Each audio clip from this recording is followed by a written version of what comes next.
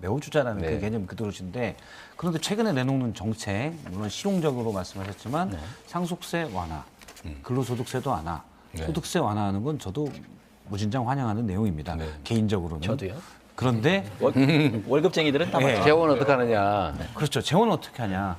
자, 그러면 재원을 뭐 일단 말씀하시겠지만 추경 안에서도 그 돈을 예를 들어서 30조 이상을 민주당에서 제안을 했었는데 이 돈을 어떻게 배분할 거냐가 사실은 뭐 중도냐 보수냐 진보의 문제일 수도 있고 얘기일 수 있는데 실제 이번에 민주당이 낸 거는 안 넣을 수도 있다고 한 그 소비 쿠폰 23조 원 이상이 들어갔고요.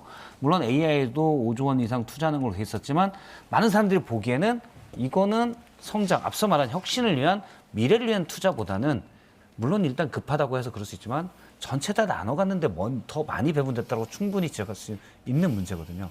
여기 대해서는 어떻게 보시는지. 그게 이제 오해죠. 오해인가요? 이게 어떤 거냐면 일단 상속세 완화 얘기를 하면 상속세 이렇게 완화했다고 재정 부담 별로 생기지 않습니다. 약 6천억 정도. 얼마 안 됩니다. 대신에 사람들이 겪는 고통은 엄청 크죠. 이게 28년 전인가 만든 기준이에요. 28년 전에도 10억까지 일괄 공제, 배우자 공제 해줬거든요. 그래서 웬만한 집은 예를 들면 아버님이 돌아가셨다. 그냥 그 집에서 살 수 있었어요. 근데 서울에 웬만한 집이 지금 그냥 10매덕씩 다 올라버렸잖아요. 네. 근데 이 면세점을 지나면 거의 40~50%의 세금을 내야 되잖아요. 그러니까 이게 돈이 없으니까 집을 팔고 세금 내느라고 집을 팔고 이사를 가요. 삶의 터전을 잃어버린단 말이에요. 이렇게 할 필요가 있냐, 이렇게 가혹하게. 소위 대기업들의 초과, 예를 들면 영업이익에 대해서 세금을 깎아줘가지고 그게 수십조 원인데 겨우 요거 혜택 보는 사람이 얼마나 많겠습니까? 그러니까 이게 사실은 이제 쫓겨나는 거잖아요. 이거는 진보 보수의 문제도 아니고 이 정도는 얼마든지 할 수 있다. 저도 뭐 물가 인상률만큼의 구간 조정은 필요하다. 그리고 제가 이제 월급장이들 너무 억울하다. 아까 과세 표준 얘기를 잠깐 드렸는데 예를 들면 과세 표준에 따라서 올라가면 이게 누진되잖아요. 월급은 실제로는 오르지 않았는데 물가가 올라가지고 명목 임금만 올랐는데 실제 월급은 안 올랐다. 근데 과표가 고세율의 과표로 오늘 올라가는 거예요. 그냥 괜히 세금이 자꾸 늘어요. 이거 억울하잖아요. 이거 방치하면 안 되죠. 이거 정의의 문제 아닙니까? 예를 들면 대기업들이나 이런 초과 영업이익에 대해서 세금 막 깎아주면서. 그래서 제가 상속세 문제도 세율을 낮추자 그러길래 세율을 왜 낮추냐. 그것도 고액 세율을 낮추자는 거잖아요. 고액의 자산이 상속되는 거를 낮춰줘. 이거는 문제가 있죠. 그런데 이렇게 억울하게 집 뺏기는, 뭐 집 때문에 이사 가야 되는 이런 일들을 막는데 그 정도의 그 재정 부담은 해주자 이런 거고요. 제가 월급쟁이 얘기를 지금 검토하는 중인데 제가 그래서 내려주자 얘기를 안 했어요. 왜 안 했냐?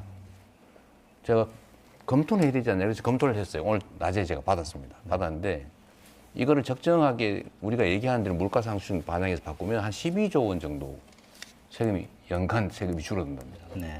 재정이 문제가 생기죠. 그래서 제가 지금 말 안 하고 있는 거예요. 이건 어느 정도 선에서 지금 조정할 거냐. 이제 또 그 검토를 해야 되죠. 지금까지의 수준은 검토해 볼 필요가 있다 정도의 수준. 왜냐하면 억울하니까 이제 문제 제기를 하는 거죠. 이런 걸 통해서 공론의 과정을 거치는 겁니다. 네. 그래서 일정한 타협이 되면 거기서 하면 되고요. 지금 예를 들면 소비 쿠폰 얘기는 저희는 이제 하도 그러니까 양보할 수 있다. 제가 안 한다는 얘기 한 거 아닙니다. 이거 언제나 정확하게 해야 돼요. 우리는 이 주장을 한다. 왜냐? 골목 경제나 지방 경제, 소상공인, 자영업자 지원에 매우 효과적이라는 게 정부 연구 결과에 나와 있어요. 예를 들면 건설 투자 이런 것보다 훨씬 소비 승수가 높다.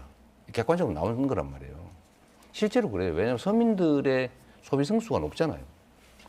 그래서 이거를 하자. 왜냐하면 골목이 지금 살아있는데 다 죽는다 지금. 골목에 문 다 닫고 있잖아요. 그럼 이거를 누군가 개인한테 그냥 퍼줬냐? 아니죠. 이건 반드시 써야 되는 거예요. 안 쓰고 없어지는 거예요. 골목이 살면 승수 효과가 있어서 이건 경제정책이다. 퍼주자는 소득 지원하자는 게 아니고 이게 그만큼 효과가 있다는 것이고요. 그리고 특히 정부의 역할의 기본은 가계와 기업 간의 이 경제 활동이 과잉일 때는 살짝 눌러주고 이게 위축됐을 때 부축해주는 게 정부의 역할이에요. 우리 고등학교 경제책이 나오잖아요. 근데 지금 정부가 어떻게 하고 있냐면 무조건 허리띠 졸라매져요. 무조건 아끼자. 그래서 지금 잠재 성장률에 해당되는 만큼의 재정 적자도 감수를 안 하려고 그래요. 그러니까 한은 같은 데서 15조에서 20조 정도는 해야 정상적인 경제 활동이 유지가 된다는 거예요. 근데 지금 이거를 2, 3년 동안 안 했잖아요. 그래서 사실 정부 때문에 경제가 더 나빠진 겁니다. 그냥 나빠진 걸 방치한 게 아니고 정부 역할을 안 하는 바람에 더 나빠졌거든요. 이런 것들을 보완하자는 거예요. 그러면 그 내용을 어떻게 채울 거냐. 일부는 예를 들면 경기 지원에 쓰고 또는 일부는 우리 제가 말씀드리는 대로 AI 지금 GPU로 GPU 이게 우리나라에 구입하는데. 몇천 장밖에 없다는 거예요. 네. 그래서 연구가 안 된대요. AI 연구하는 사람이 이 GPU를 찾아서 해외로 나간다는 겁니다.